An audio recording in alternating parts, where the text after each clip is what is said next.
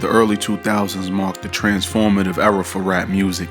This is when most of the artists we have come to know today as the faces of hip-hop cemented their legacies. One of those artists was Cornell Haynes, otherwise known as Nelly. The rapper hit the ground running at the start of the century and quickly started seeing the fruits of his labor. One purchase he made early on was a sprawling mansion in Wildwood, Missouri. The remote residence was an ideal fit for the MTV Cribs era, and it was a clear indication of Nelly's dominance in music. This made fans curious as to why he would end up leaving it abandoned for 20 years. The reason why Nelly left the mansion abandoned for 2 decades is part of a broader and deeper story. Bursting onto the scene in 2000 with the Diamond Certified Classic Country Grammar, Nelly took the hip-hop world by storm with the chart-topping singles such as Ride With Me and E.I.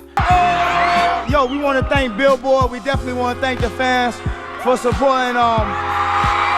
The St. Louis native cultivated a masterful blend of Midwest hip-hop and pop. Proving he was no one-hit wonder, he followed up with the critically acclaimed 2002 album Nellyville, which featured the smash hit single Hot and Her.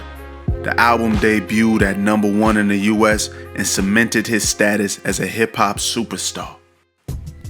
By the end of 2002, Nelly was unquestionably the most popular rapper alive. The multi-Billboard award winner had all the juice and had mastered the skill of crossing over to the pop world like no rapper had done before.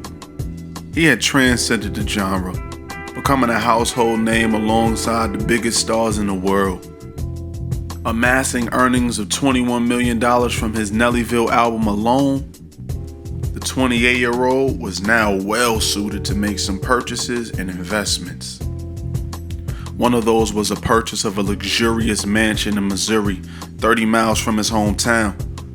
The Air Force One spitter spent a reported $1.9 million on the property with an alleged intent to renovate it and give it to his sister. Built in 1998, the 6-bedroom, 7-bathroom plush property sits on a 12-acre lot and measures 10,799 square feet. Built for a king, the estate is completely isolated on a hill surrounded by trees, which ensures privacy, but also offers a panoramic view of the Missouri forest. The mansion also featured a basketball court, a 3-car garage, a pool, and a hot tub.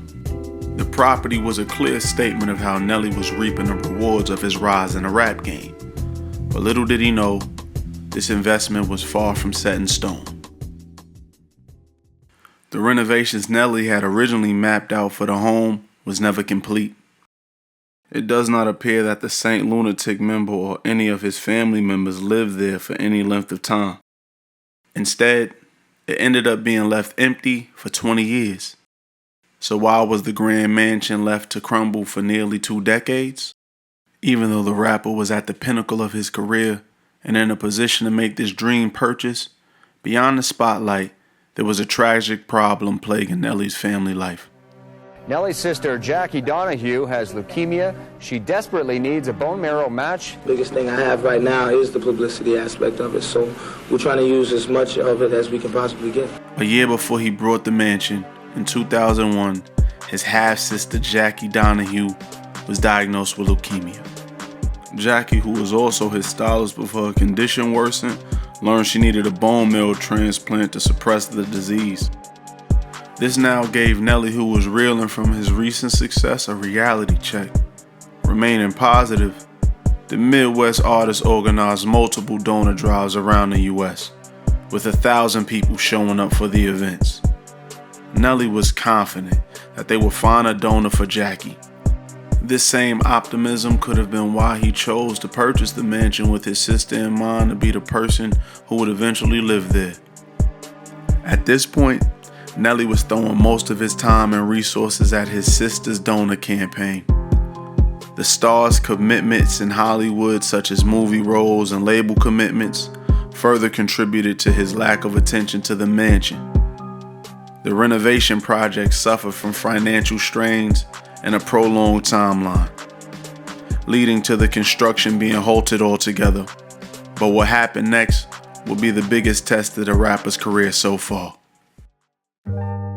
After years of searching for a donor, Jackie sadly passed away at age 31 on March 24, 2005. This affected Nelly deeply, who believed she would beat the disease. The heartbreaking news caused his tour dates to be canceled and other frivolous things such as the mansion to not be prioritized. The father of 5 adopted Jackie's 2 children shortly after her passing. This turmoil and grief contributed to the estate being deserted for 20 years, without a single occupant except vandals and urban explorers. The grand mansion, which was a monument to Nelly's success, had quickly become unimportant due to the health issues which burdened his family.